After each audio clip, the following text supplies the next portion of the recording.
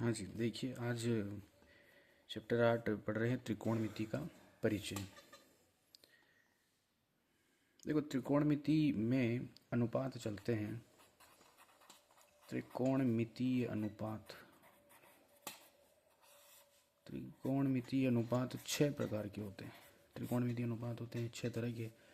पहला होता है साइन थीटा, फिर कॉस थीटा, फिर टेन थीटा, फिर कॉट थीटा, फिर सेक थीटा और फिर आता है कोसेक थीटा। कई जगह ये उल्टे भी लिखे रहते हैं, पहले कोसेक थीटा, फिर सेक थीटा, फिर टेन थीटा आ जाता है। ये सारे त्रिकोणमितीय आते कहाँ से हैं? तो त्रिकोणमितीय अनुपात जो आते हैं वो आते हैं एक समकोण त्रिभुज से। समकोण त्रिभुज इसका एक कोण 90 डिग्री का होता है। समकोण त्रिभुज में 3 तरह की भुजाएं होती है। जो 90 डिग्री के सामने वाली भुजा है वो कर्ण कहलाती है। जो 90 डिग्री के सामने वाली भुजा है वो कर्ण कहलाती है। और आधार और लंब एंगल के आधार पर, मतलब कि कोण के आधार पर डिसाइड होते हैं। जैसे कि अगर ये वाला कोण ले रहे हैं तो आधार होगा ये वाला और उसके सामने वाला लंब हो जाएगा। लेकिन अगर किसी पृष्ठ में अगर ये वाला कोण लेते हैं तो इसके पास वाला आधार होगा, ये आधार हो जाएगा और ये लंब हो जाएगा। उल्टा होता है, मतलब लंब और आधार कोण पर डिसाइड करते हैं कि कोण कौन सा ले रहे हैं उस आधार पर। ठीक है, जैसे मान लेते हैं कि ये ए बी सी एक समकोण त्रिभुज है। मेरे को इसके अंदर जैसे मान लेते हैं कि साइन सी निकालना है। अगर साइन सी निकालना है तो साइन सी के लिए, मतलब एंगल दे दिया इसने सी, तो साइन सी के लिए आधार ये वाला लेंगे और लंब ये वाला लेंगे।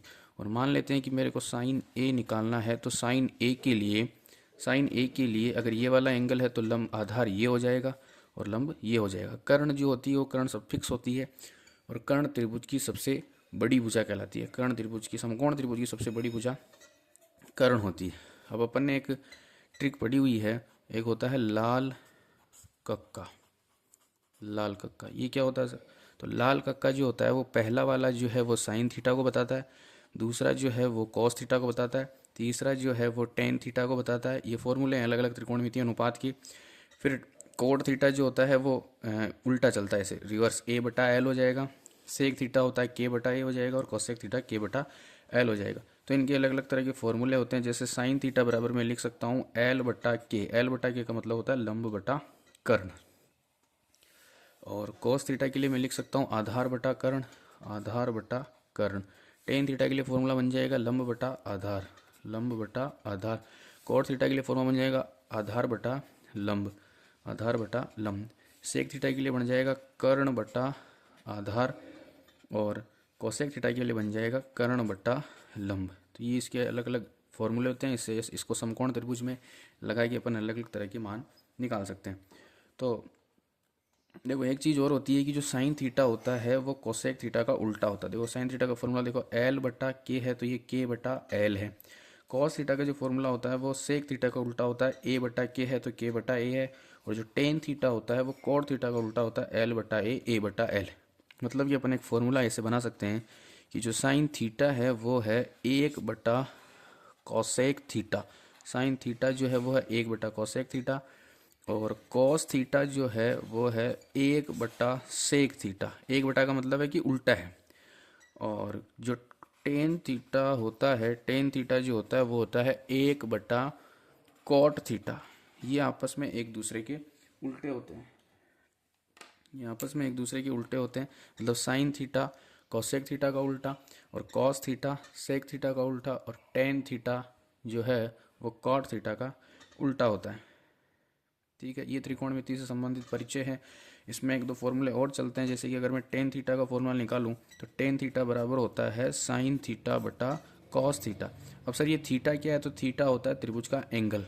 यहाँ साइन थीटा की जगह साइन ए भी आ सकता है, जैसे अपन ने लिया था साइन सी भी आ सकता है, साइन ए भी आ सकता है। तो ये अलग अलग ये एंगल है जो अपन इसके त्रिकोणमितीय अनुपात के पीछे लगाते हैं कि थीटा एंगल है, ए एंगल है, एंगल मतलब कोण है।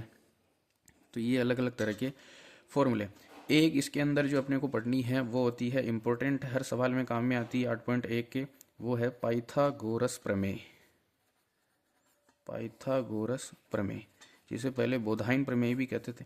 पाइथागोरस प्रमेय क्या होती है? तो ये पाइथागोरस प्रमेय जो चलती है वो चलती है समकोण त्रिभुज में। समकोण त्रिभुज में पाइथागोरस प्रमेय काम में आती है समकोण त्रिभुज में। अब इस समकोण त्रिभुज में अगर मेरे को कर्ण का मान निकालना हो तो फॉर्मूला होता है कि कर्ण स्क्वायर बराबर आधार स्क्वायर प्लस लंब स्क्वायर। कर्ण स्क्वायर बराबर आधार स्क्वायर प्लस लंब का स्क्वायर, ये फॉर्मूला होता है इसका। और अगर मेरे को इसमें से आधार निकालना है तो आधार का स्क्वायर बराबर, ये कर्ण पहले से इधर ही है तो कर्ण स्क्वायर माइनस लंब स्क्वायर, ये बन जाएगा फॉर्मूला। और अगर मेरे को इसी फॉर्मूले से लंब निकालना है तो लंब का स्क्वायर बराबर कर्ण स्क्वायर माइनस आधार स्क्वायर होता है।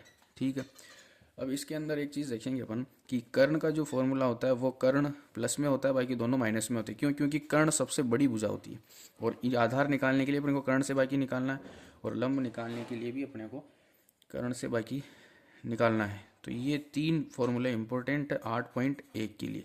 8.1 में हर प्रश्न में अपने को या तो कर्ण निकालना होगा या आधार निकालना होगा या लंब निकालना होगा, 2 चीज़ें दे रखी होगी और तीसरी चीज़ अपने को निकालनी होगी। तो अभी तक अपन ने त्रिकोणमितीय का परिचय देखा, अब अपन 8.1 सॉल्व करेंगे।